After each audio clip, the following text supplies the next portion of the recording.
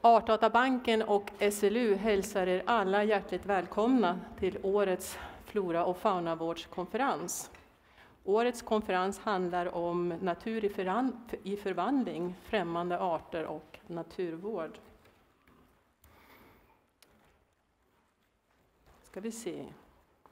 Så. Våra konferenser, de handlar ju om arter vi välkomnar. Det här är ju våran vision, en rik och känd natur. De handlar också om arbetet vi gör för att vi ska nå en rik och känd natur. Det här är lite ovanligt, för nu kommer konferensen att handla om arter som vi inte vill ska vara i vår natur. 2004, det var det år då främmande invasiva arter blev personligt. 2004, då hade jag bott i ett hus söder om Göteborg i Lindome i 2 år. 2004, nu tryckte jag lite fel här. 2004, det var det år jag upptäckte det här blötdjuret i min trädgård. Hjärtat sjönk och jag använde några år för att på de mest kreativa sätt försöka åtgärda det här djurets framfart i mina odlingar. Odlingsglädjen, den försvann lite grann. Och jag tror att jag inte är ensam om att känna den känslan här bland er i publiken. Hur många fler har känt den? Kan ni räcka upp en hand? Den här odlingsglädjen, ja, det är ganska utbrett. Främmande arter som kan bli invasiva, de kommer in till Sverige och sprids främst genom trädgårdshandeln. Det är arter man säljer, men det är också arter som är medpassagerare. Och den spanska skogssnigeln, den kom in från Frankrike till Sverige på 1970-talet. Om man enligt siffror från Naturvårdsverket så tar trädgårdsnäringen in över dubbelt så många främmande arter som jordbruket och transporter tillsammans. 2016, det var det år då jag verkligen insåg vidden av hotet som de främmande invasiva arterna utgör för vår biologiska mångfald. 2016, det var det år då jag tillsammans med 13 000 andra delegater anlände till den internationella naturvårdsunionens världskongress, IUCN:s världskongress på ön Oahu i Hawaii. Vi var en svensk delegation och vi hade ett sidoevent som handlade om folk och natur och hur vi kunde engagera medborgarna för biologisk mångfald och natur i Sverige.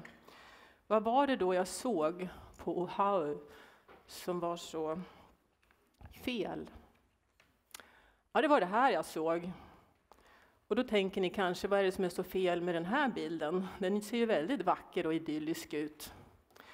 Men faktum är att all växtlighet på ön Oahu under 600 meters nivån över havet är främmande arter. Så all den grönska ni ser på den här bilden, den ska egentligen inte vara där. Öar är ju särskilt utsatta för främmande invasiva arter. Det är ju brist på konkurrens och det är brist på predatorer i deras naturliga ekosystem. Så på Hawaii så koloniserar de främmande invasiva arterna med cirka 2 miljoner gånger högre hastighet än naturligt. Så främmande invasiva arter tillsammans med habitatförstöring är de 2 största allvarligaste hoten mot biologisk mångfald. 2018, det var det år då jag insåg riktigt också att vi håller på att förlora kampen mot en del av våra främmande invasiva arter i Sverige.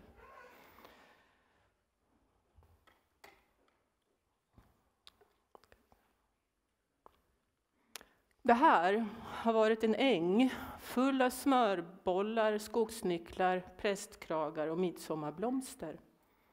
Lupiner, de är ju vackra blommor och det är en smart och bedräglig strategi det har för att de snabbt ska kunna ta överhand.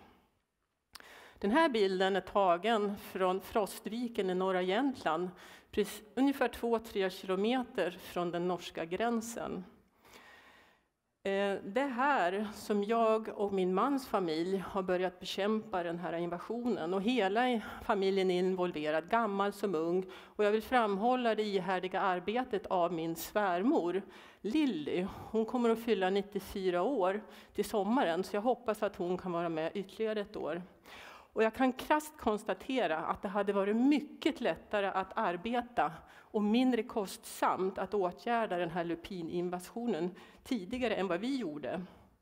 Så vi lät oss duperas av den här blomsterprakten, och jag tror inte vi är ensamma om det.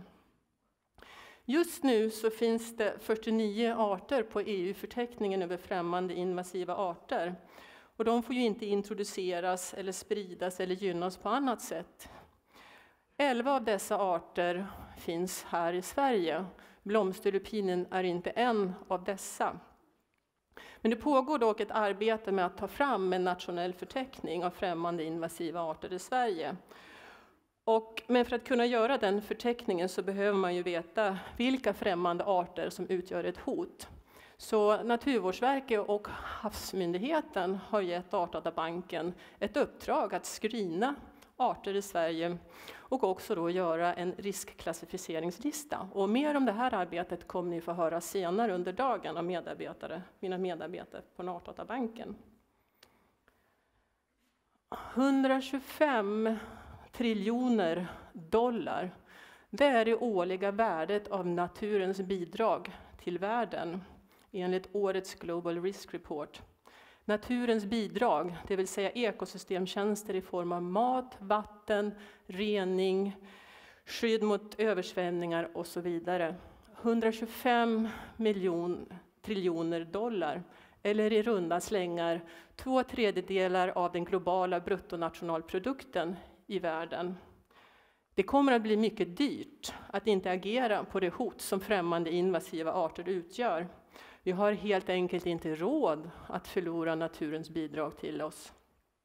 Så återigen, de främmande invasiva arter och habitatförstöringen som utgör de 2 allvarligaste hoten mot biologisk mångfald idag. Så för att lyckas bemästra det här hotet från främmande invasiva arter så måste ju vi ha kunskap för att kunna göra rätt åtgärd på rätt plats och vid rätt tidpunkt. Den här kunskapen kan vi från Artdatabanken ge er. För vi ser till att fakta kommer ända fram till nytta för naturvården. Vi måste också agera tidigt. Vi ska inte tveka på att sätta in de nödvändiga resurserna som behövs. Vi måste också vara beslutsamma i det här arbetet och inte ge upp. Men framför allt så måste vi samarbeta, gammal som ung, Svensson som naturvårdare, politiker som tjänsteman. För då kan vi lyckas.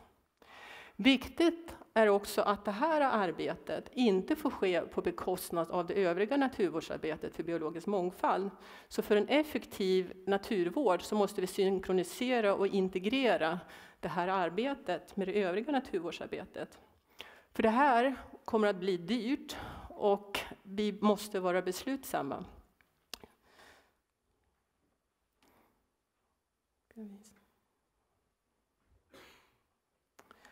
Så här roligt brukar vi ha det på våra konferenser.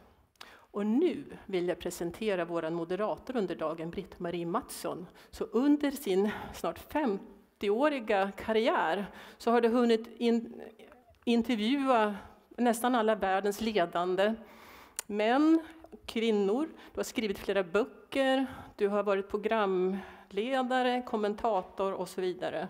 Och du gillar ju att vara där det händer. Och du gillar att utmana med dina starka åsikter. Och då, Britt-Marie Mattsson, så är du precis på rätt ställe vid rätt tidpunkt. Välkommen upp på scenen. Tack så mycket. Tackar, tackar. Jag blev nästan imponerad av mig själv där plötsligen. Jag tänkte 50 år, då sitter ni och undrar, har hon ägnat sig åt barnarbete, ska ni tänka nu alltså. Riktigt så illa är det inte, men tack så hemskt mycket för den vackra introduktionen. Och Lena, jag tycker det var spännande att se också de här lupinerna här, för det är ju sådana växter som jag som är amatör tänker, vad vackert ser ut. Ja, nu ska jag ut och bekämpa dem efter vägrenarna, det känner jag direkt. Behöver du den och nej, föra över den till andra? Nej, så hjärtligt tack. Tack så hemskt mycket. Det är en spännande dag idag måste måste jag säga, att få då lyssna till alla dessa experter på de här frågorna. Och Isabella Lövin, miljöministern, kommer ju också hit. Då tänkte jag så här att lite grann ska vi väl klämma henne lite grann på pulsen, eller vad det, ta henne på pulsen kanske det heter. Så att, har ni någon liten fråga här, för det finns inte möjlighet att få frågor på publiken, men här vid kaffet så där, om ni känner att den där frågan borde minsann få, så säg gärna den till mig så ska jag förmedla den vidare. Vi ska snabbt gå fram till några instruktioner som behövs när man är på sån här stor konferens. Stäng av mobilen till att börja med, eller sätt den på sån där flygplansläge eller vad det heter. Det finns ett trådlöst internet här också. Ni frågar bara ute i receptionen så får ni reda på hur ni kommer in där. Ni har förmodligen redan frågat, men om ni inte har gjort det så finns det möjlighet. Och sedan är det då nödutgångar. Ni ser här finns nödutgångar här och här uppe. Och sen om man ska återsamlas så ska man också ha en instruktion om. Så är det på torget vid undervisningshuset vid biocentrum ungefär. Sen finns det toaletter i de båda foajéerna och sen fika i båda våningarna. Och sen när det kommer till lunch, den här viktiga insatsen som vi har här framåt förmiddagen, ja då är det så att det står på era respektive kort här vart ni ska gå. Och då kommer ni att tänka så här, det vet jag inte var det ligger, men det gör ingenting, för så fort ni kommer utanför så säger ni, var ligger det här där jag ska äta? Och då kommer ni bli visade dit. Och ja, det är ungefär det som behövs för att man ska klara en bra konferens, eller vad säger ni? Ungefär maten, kaffet och telefonen. Men vi ska då omedelbart gå in på det viktigaste här. Vi ska gå in på programmet direkt, och we have a keynote speaker today, and her name is HelenRoy, and she's professor Center for Ecology and Hydrology in the UK. So I won't say much more about you right now, but most welcome and a big hand. Thank you very much.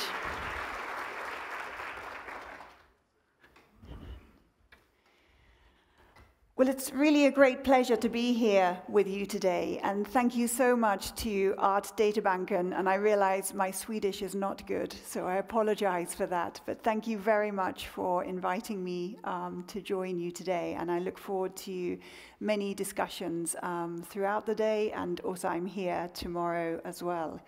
So I'm from the Center for Ecology and Hydrology. It is linked to our research council within the UK Research and Innovation. And I'm going to kind of give a whistle-stop tour through some of the work that I've been doing within Britain, but also more widely as well, particularly focusing on European collaborations. I thought that it's quite important to begin with some definitions, because I think that some of the confusion, some of the controversy, some of the thoughts around the effects of non-native species on other species and indeed other impacts as well is often confused by mismatching in the definitions. So when I'm speaking about a non-native species, and I interchange between non-native and alien, because in the UK we use the phrase non-native species, but throughout most of Europe the phrase is alien species. But I'm talking about species that have been introduced from one part of the world to another part of the world by humans. There has to be some kind of human involvement. So I won't be speaking about the species that are naturally perhaps expanding northwards, for instance, through climate warming. It is a species where there has been the active involvement of humans. And this, for me, I'm also the UK Ladybird Survey organizer as a volunteer within Britain, which is a fantastic role to have. So some of my examples are a little bit ladybird focused, so maybe I should apologize for that, but I think they provide a good model system. So this is the Bryony ladybird, and it arrived in the UK in the mid-1990s. And maybe you can see from the distribution map there, has a very limited distribution, even after more than 20 years of being in the UK. I went to see it specifically in a car park in the south of London. That's the kind of habitat that it lives in, and it feeds on white bryony. That's pretty much all it does, but it's beautiful. So that is a non-native species. We're not troubled by it and its arrival within the UK. In contrast, when I'm using the phrase invasive non-native species, I'm talking about the small proportion of non-native species that have some kind of impact. Maybe they're threatening biodiversity or ecosystems or the way we live, economies and society. And the harlequin ladybird, which is the sort of cover species for this conference, is for sure a good example of an invasive non-native species. So this is the distribution map for the harlequin ladybird in the UK. And it arrived about 10 years after the Bryony ladybird, but it has quite a contrasting distribution. It's spread at about 100 kilometers per year to the west in the UK. It's had a slower spread to the north, but our records that are just coming in at the moment are showing that it is making progress through at least southern Scotland now. It's also a large ladybird, about the same size as the Bryony ladybird, but whereas the Bryony ladybird is herbivorous, the harlequin ladybird is a predatory ladybird. It was introduced into a variety of different countries around the world as a biological control agent of pest insects originating from Asia. So a very clear example of an invasive non-native species, not only because of its spread, but also because it feeds on a whole variety of different insects. And certainly in many countries, we're seeing a complete change to the ladybird assemblages, for instance. So another example of an invasive non-native species is Hottentot fig, Carpoprotus here. And I think it just gives a good example of the way in which some of these species, when they move away from their home ranges, can become really quite troublesome. And so on the left-hand side of the picture, there is this plant in its native range in South Africa, surrounded by penguins in a dune system. And on the right-hand side, there it is spreading on the north coast of Cornwall in the UK, where there are no penguins, and other factors are very different as well. And it really has formed a monoculture through our dune systems and showing quite dramatic changes within those very important and fragile habitats. And there'll be a whole range of factors leading to its success as an invader, both factors to do with the environment, escape from natural enemies, and many other reasons that could be attributed to its success. Just in terms of the impacts, I think that one of the areas that we are getting better at as a community working on invasive non-native species is in terms of having evidence of impacts. And last night over dinner, we were chatting about risk assessments and evidence for impacts that feed into those risk assessments and how important it is to have that evidence base so that we can make informed decisions about the kind of actions that we might take going forward. And I think that we still have a lack of empirical evidence at times, but we are seeing an increase in the studies really looking in detail at the kinds of effects that these species are having within their invaded ranges. And again, for me, the harlequin ladybird has been a fantastic model system. I've had a lot of students working on harlequin ladybirds, but also through gathering the data, through an amazing community of volunteer recorders within the UK.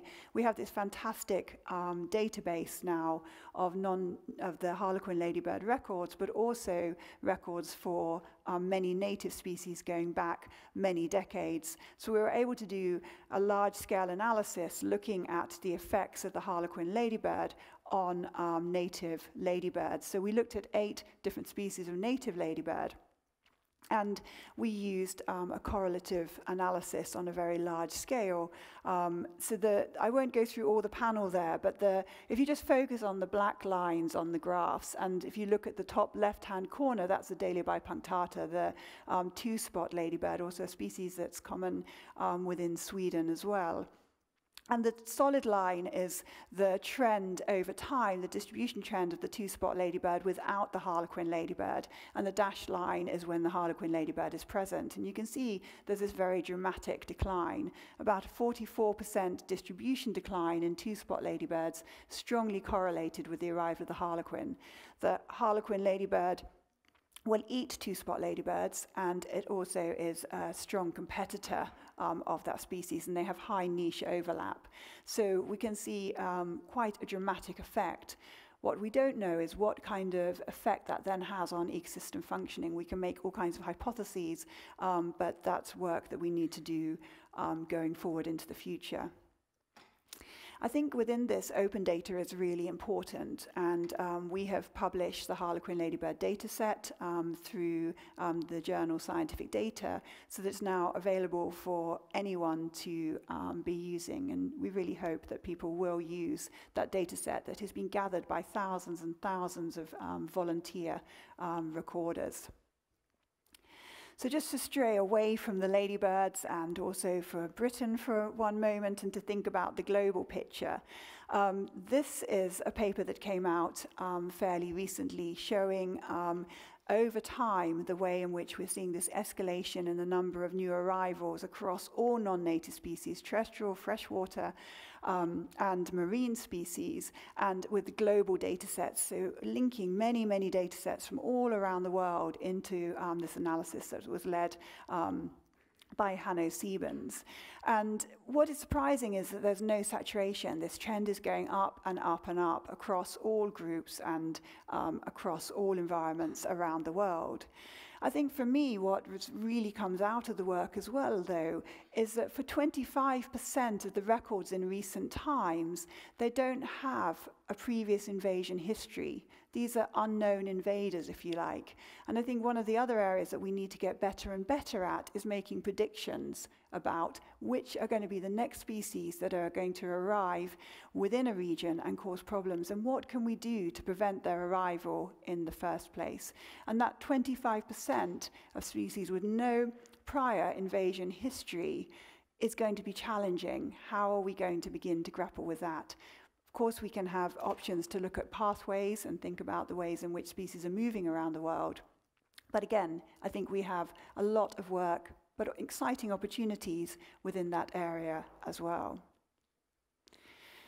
So the work that I have been doing in collaboration with many others, and nothing that I'm talking about today is work done by just me. All of it is working with huge collaborative teams from around the world, and also specifically within my own research group as well. So I have huge gratitude to all of those people who've been involved. But there are a number of kind of international and national contexts which are driving this work forward, which are giving it a kind of framework and a scope to go forward. And for me personally, we have an invasive non-native species strategy within Britain that was published in 2015 as a revision to a previous version. And that really sets out the aims from a political perspective, if you like, in terms of the priorities for work going forward.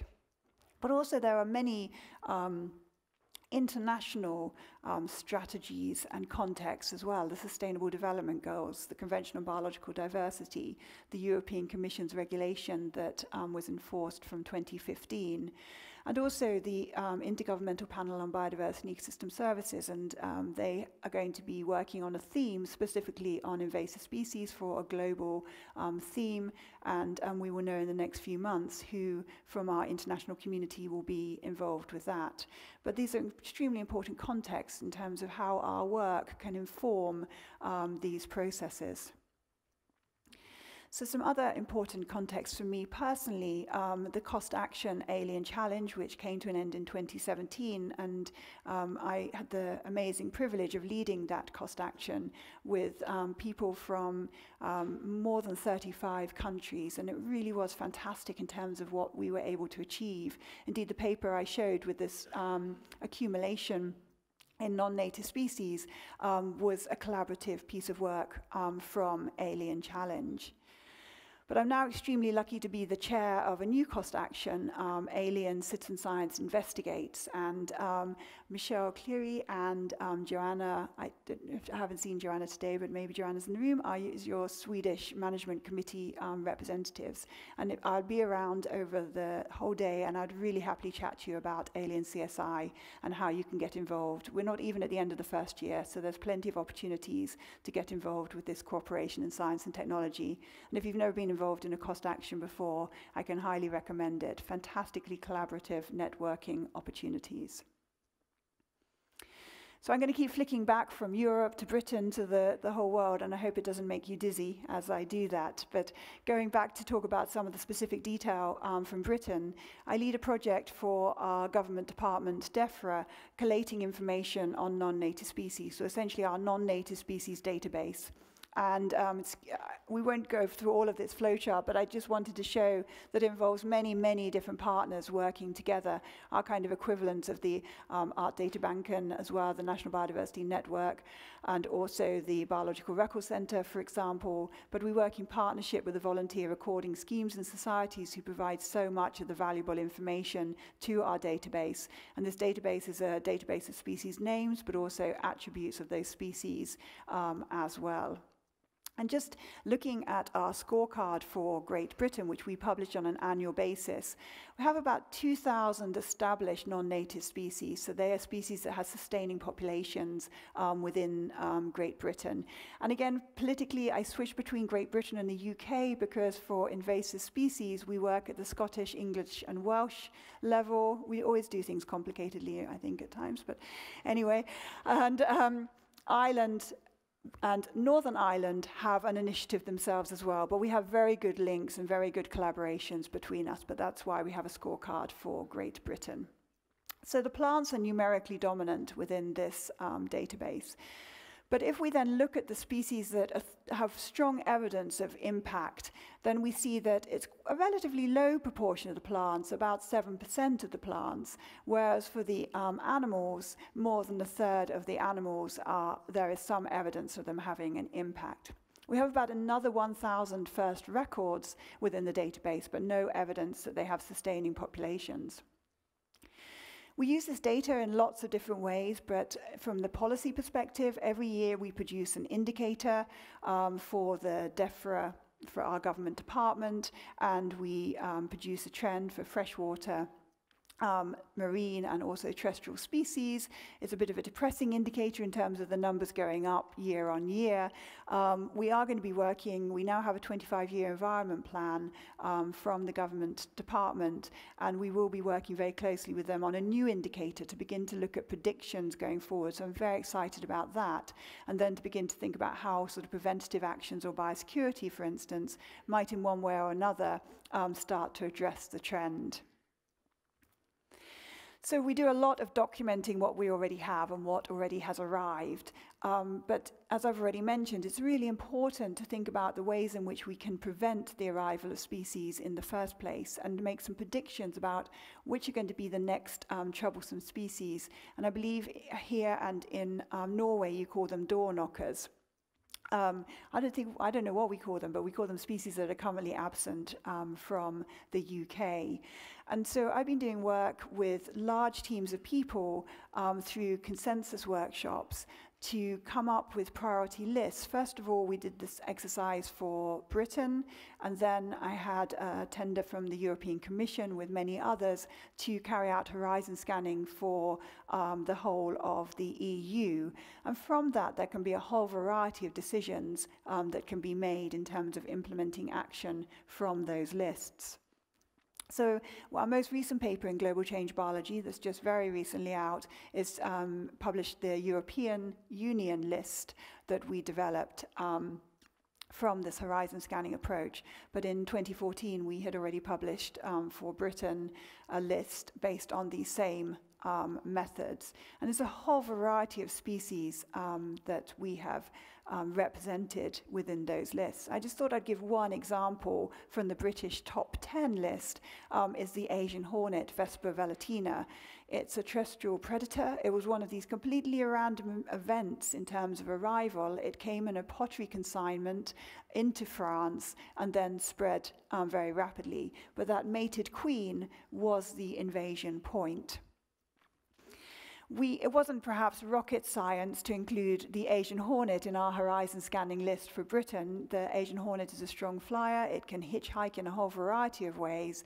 And we were also concerned with the declines that we already see within pollinating insects, for instance, the effects that Vespa velutina could have on pollinating insects. It is a predator. It has a particular appetite for honeybees, for instance, but it will also feed on a whole variety of other pollinating insects. So very rapidly with Department for Environment, Food and Rural Affairs funding, we launched an Asian Hornet Watch app, and we include other species within that so that we can encourage people to record things that they think are the Asian hornet. Mostly what people see are European hornets, so we now have a fantastic database for European hornets as a consequence of the Asian Hornet Watch app. And in fact, in some ways, this shows you how you can have problems as a consequence of success in a way, because we launched that app, we did a lot of publicity. I write for the BBC Wildlife magazine, for instance, I write for other popular press articles, also with the television, with radio interviews, going out and talking to people. And I think that raising awareness and engagement is so important if we want to encourage people to take responsibility for moving species around. Then we need to inform them really well so that they can be part of the decision-making process. And I know we're going to talk more about that tomorrow. And that is really at the core of our new cost action alien CSI. However, for the Asian Hornet Watch and our alert system, we never imagined the number of records that we would get through from the public who think they've seen an Asian hornet. Thousands and thousands of records, and every year we're getting more and more and more. So the top red line is our most recent data for 2018, and you can see there's peaks and troughs. We have very busy times.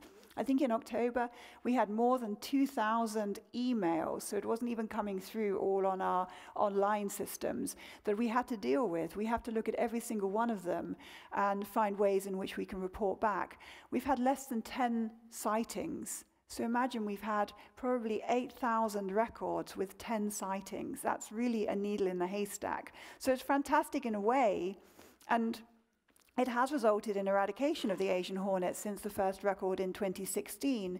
And in fact, last autumn, one record came in on a Sunday. It was eradicated. The nest was eradicated on the Monday. So it's fantastic early warning and really very effective. But in terms of logistically managing that behind the scenes, which is what my team is partly doing, is incredibly demanding. But we're beginning to look at things like image recognition and intelligent sort of finding language within the emails to try and find other ways of doing this. But a success story in many ways, but lots of work. So we've done the horizon scanning in Britain. We've also carried out horizon scanning for the whole of the EU. And then over the last year, I've been really busy working on a project on the UK overseas territories. We have 16 territories spread around the world. They're all really fascinating places with unique and magical biodiversity. And it's been just an amazing privilege to work with communities in those territories to come up with priority lists and to immediately put in pathway action plans to try and prevent the arrival of some of these species. So in a way, it's been a kind of case study for predicting global invaders because of these territories being scattered all around the world. And this has been work that's been funded by the UK government. We've assessed more than 2,500 species for this horizon scanning exercise in a very quick and crude way, I'll be honest. You can't do it at this kind of pace without it being relatively crude. We take a precautionary principle. But from that, we've found 209 species that we would consider to be of concern in one of those different territories. The lists range from sort of 10 species through to 30 species. What's quite unique about this project is we've strayed away from just biodiversity and ecosystems, and we've also been looking at human health impacts and also economic impacts as well. And I just glued the example of the little fire ant Wasmania because pretty much everywhere we went, it seemed that that is a species that is very concerning. So this is the Caribbean, and we've heard just amazing tales as well. I mean, we all know about stories around invasions on islands and how vulnerable islands are, but actually having the great privilege to go and visit some of these places and hear the stories that people have to tell really has brought it completely alive. For example, in Grand Cayman, they have a green iguana that has now there's about 1 million individuals. It's not a big island. In a good year, it will double in population size. In a bad year, 60% increase. I mean, that is a spectacular invasion and huge concern. And if we can do some work that will prevent the next green iguana arriving in some of these places, then that has to be beneficial. Within the European context, the work that we did on horizon scanning has very much been around then prioritizing those species for more detailed risk assessment. And so we've been carrying out a project over the last 2 and a bit years. We're into the 3rd and final year of producing risk assessments that meet the minimum standards for risk assessments that we also derived by bringing together a community of people. The European Commission wants to know, how do we know the evidence is robust? How do we know that when we read this risk assessment, that it has all the information to the required standard that can help us make these decisions to go to the trade bodies, for instance, or whoever else might be involved from a stakeholder perspective? And so we came up with this list of minimum standards. And also what it showed was the gaps in our knowledge and understanding as well. It showed that we don't have a lot of evidence for ecosystem service impacts. Indeed, actually the frameworks are only really just beginning to develop and to be used for ecosystem services. If we want to think about climate change, we have talked a lot as an invasion community about interactions with climate change, but we haven't done a lot of research on that area for many species. Also, when we think about socioeconomic impacts, again, it's been an area where is a big knowledge gap. So we published this work in the Journal of Applied Ecology and had a lot of social media and activity around it to really try and share that understanding with other people around the world as to what we consider as a European community can make a robust risk assessment. We've also been underpinning this work with modelling approaches to try and address that climate change aspect. How can we begin to have this more robust evidence around climate impacts and looking at future invasions? And so we've been developing some models, and this paper was just out 2 days ago, so I thought I would just highlight it to you, that we're using some improved ways of distribution modelling, again, relying on this amazing data sets that are mainly collected by volunteers from many different countries to provide us with this opportunity to look at these future distributions of species and so inform decision-making and risk assessments. Again, through the Cost Action Alien Challenge, we also began grappling with socioeconomic impacts. We sat down with economists and social scientists to think about how can we begin to quantify the evidence on social economic impacts. And I think we've made some progress through the, this classification system, socioeconomic impact classification system, SciCat, but it needs to be tested. It needs to be used on a lot of different species to see how it works and whether it is fit for purpose. We've also been doing a lot of thinking about pathways, and it wasn't so long ago where all of us with different databases would have the information on pathways in slightly different formats. So it made it very difficult for those different databases to talk with one another. So working with the Convention on Biological Diversity and the Council of Europe, we've done some work to harmonize the terminology based originally on Phil Hume's work, but taking it a bit further and publishing it within the IUCN and as a guide to pathway terminology for the European Commission. And that's now allowing us to do a lot of analysis, but also when we do the horizon scanning, for example, around the world on the overseas territories, we also make predictions about the pathways of arrival. So then you could begin to think about, so which are the pathways we need to be really concerned about? And for example, in the Antarctic, there's huge concern about the species that could arrive in ballast water and on the hulls of ships. So I'm coming to an end now, but I just thought I'd have a closing thought around microbes. So my PhD was, I'm a community ecologist, and I'm fascinated by parasites and pathogens. So it's always slightly worried me that many of our databases sit separately from those databases on animal health, plant health, wildlife diseases. And the British database is no exception. We have really poor data on pathogens and microbes, for instance, within that. We generally say we're not including them. We can't do very much with them.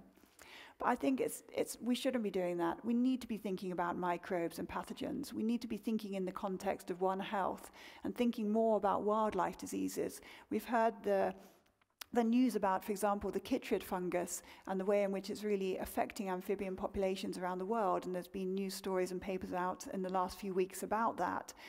It's time to really start thinking more about the pathogens before they become such a problem, and to again be horizon scanning for them We did try and do this within Alien Challenge, but straight away we realized we just didn't. We had so many vast knowledge gaps that even with the best group of experts in the room, we couldn't do the horizon scanning. So then we decided we would think about why can't we do it?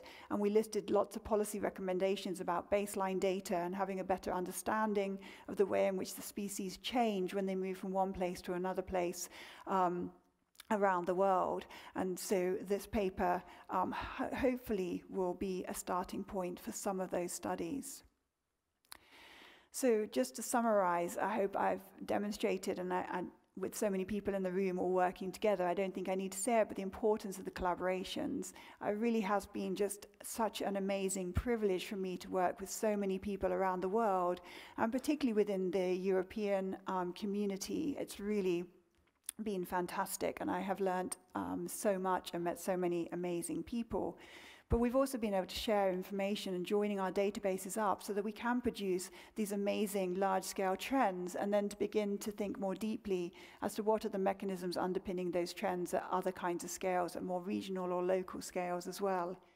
Engaging people is extremely important. If we want people to be involved in decision-making, we need to give them the information to be able to make those decisions. We can see sometimes what ill-informed decision-making happens when people don't have the information they need at hand, and engaging people is really important. And whenever I meet and give public lectures, people are so interested and have so many questions to ask.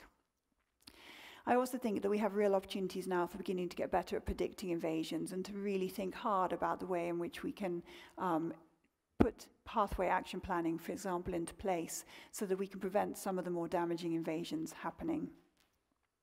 So it just leaves me to say thank you to many people, to many funders, many collaborators, and to Art Databanken as well for inviting me here. And do come and talk to me about Alien CSI. I would love your involvement in that. So thank you. Thank you so much. Thank you. I just would like to... You were really stressing one important point, that people had to be engaged, they had to work, they had to know, they had to have the knowledge. At the same time, you could see all these small children sitting there, you know, yes. And they are taught to protect everything. Yes. So how should you do this, you know, to teach young people, and us not as young, to tell us, you know, we should protect, but at the same time, we should beware of the wrong spaces coming. How do you do it? Yeah, I think that's a really excellent question. And I think that we all know that within conservation, there are many different right answers. There are many different ways in which we can achieve an end point or an end goal. And some of those answers are going to be through the eradication of, for example, the Asian hornet.